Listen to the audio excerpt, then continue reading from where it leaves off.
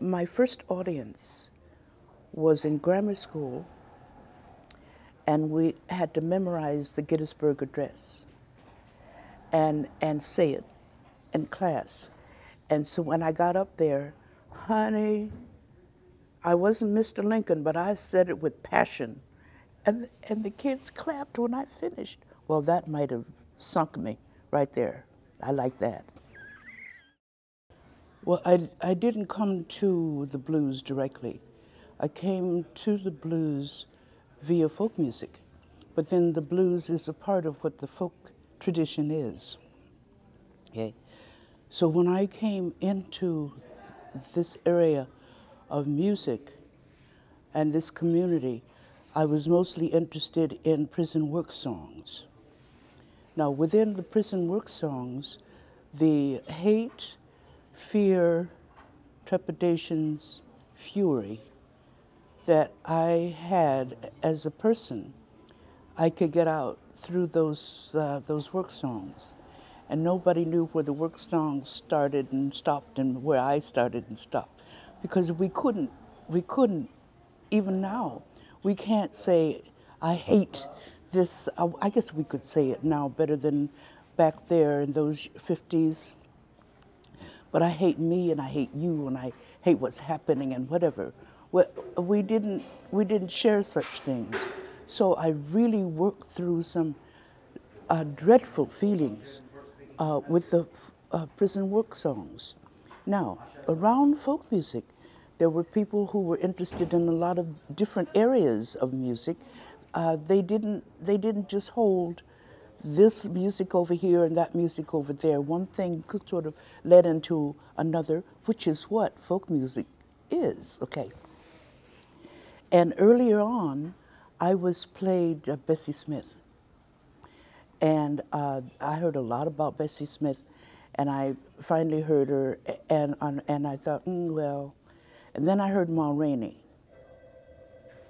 And that, because I guess Ma Rainey wasn't talked up so much, because you know when you hear about something, you add your own imagination to it. Like when you hear about Paris, and then you add your own imagination to it, and you get to Paris and it doesn't live up to okay. Well, so no one had tainted Ma Rainey with praise yet. I heard her, and that opened up the gates for me. And then I heard Bessie Smith doing "You Gotta Bring It With You When You Come," and that was like a key that opened the door for me. I didn't head for singing the blues because I can't play the blues guitar.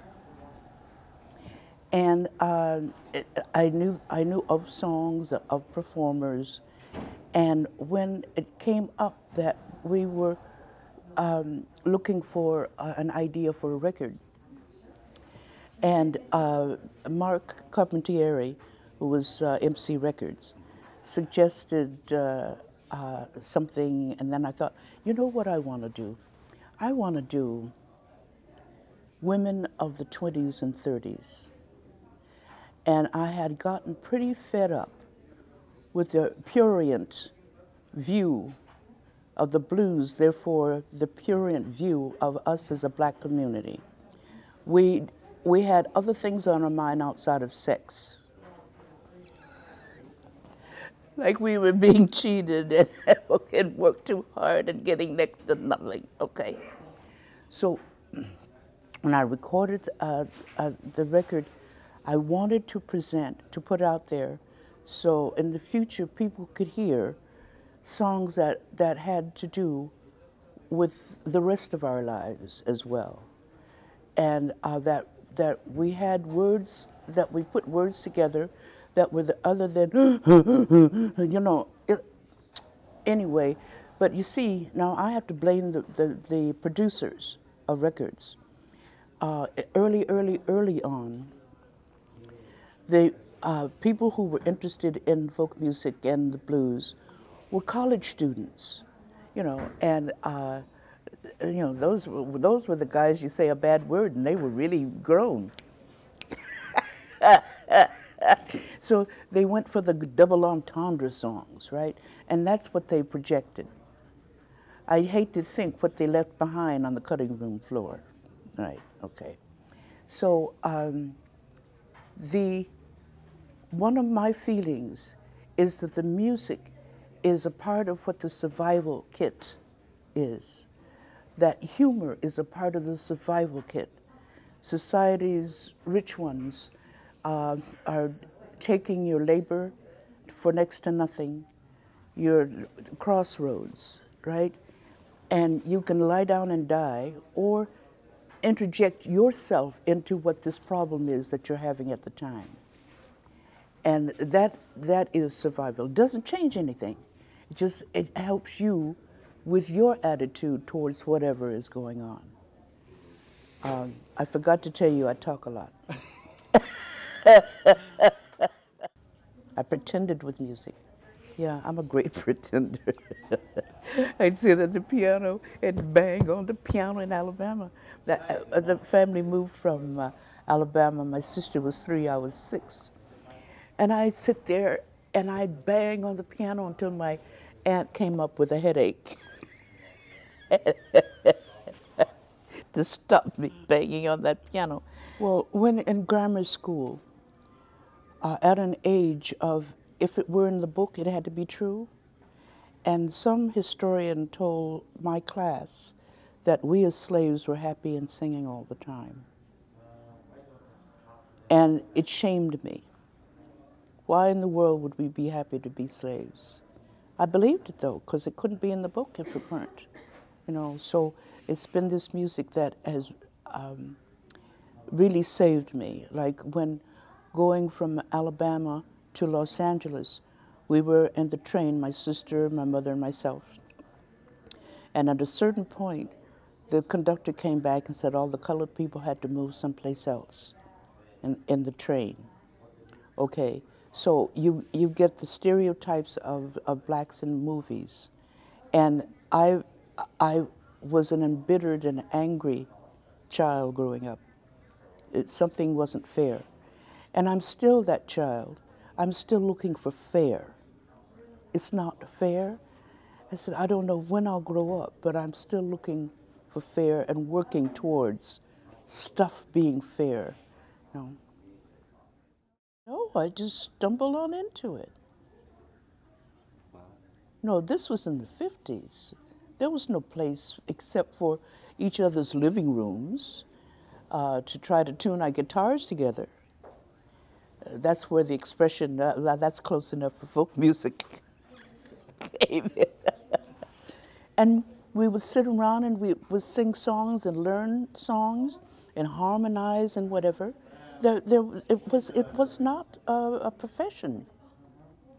We heard the Weavers on the radio, and every once in a while John Jacob Niles, but there were no venues. And then slowly by slowly, coffee houses started up, and then clubs started up. And so all of that was in the throes of becoming. We didn't know that and it was mighty good news that we'd be able to earn our living doing what we love doing. It is necessary for me to, you might need to take a page out of this book, to be by myself. One part of the ritual is putting on the face. All of this is letting go of whatever happened that day, such as 4 planes being canceled. So I'm with the face, I'm letting go of all of that, and I'm saying my prayers and my mantras, and really putting my blinders on, so when I hit, I'm ready to go. I don't have to sing 3 songs in order to gear myself up, because I'm ready by the time I hit.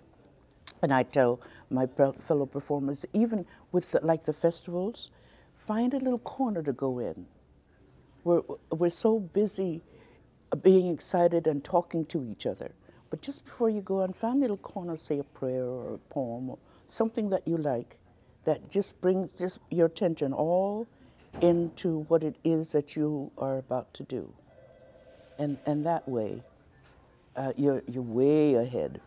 Years ago, remember when they had pop groups on television and they would lip sync their records? And something happened and I was asked to do something, lip sync my record. Hardest thing in the world to do. Hardest thing in the world. You cannot do the same thing the same way all the time. Now, also, my performance tonight will be informed by my experiences today. My experiences of yesterday, when I actually had not a bad time waiting. I was people watching in the airport for 5 hours. And I really had a great time. So that informed last night's performance. But it's going to be another performance tonight. First of all, I couldn't do exactly the same. Wouldn't even know what I did last night, you know. So now one thing is that performers are some of the biggest gamblers going. No one really knows if somebody's going to like what you're doing.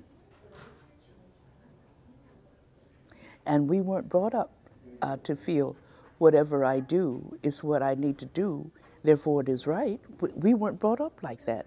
So when someone gets out there and performs, they really are gambling that is going to be successful or that somebody else likes what they're doing. I had little humor back there. I talked way too much. I mean, I should give information, but it shouldn't be a lecture. I was shyer than I am now. I was a scared kid. And people took that, what my stance was then, which was frightened. If you said boo, I'd turn around and start running, right? As arrogance. And there are a lot of people who think that, from back there, that I was arrogant and didn't give a damn about anything or anybody. It doesn't amaze me. But by the same token, I don't expect it. So I don't really know how to answer that question. I do know that I'm fortunate that I can keep doing what I love doing. I don't take it for granted. I have to continue to hone my axe. I have to find ways to not only entertain but inform. I don't take it for granted at all.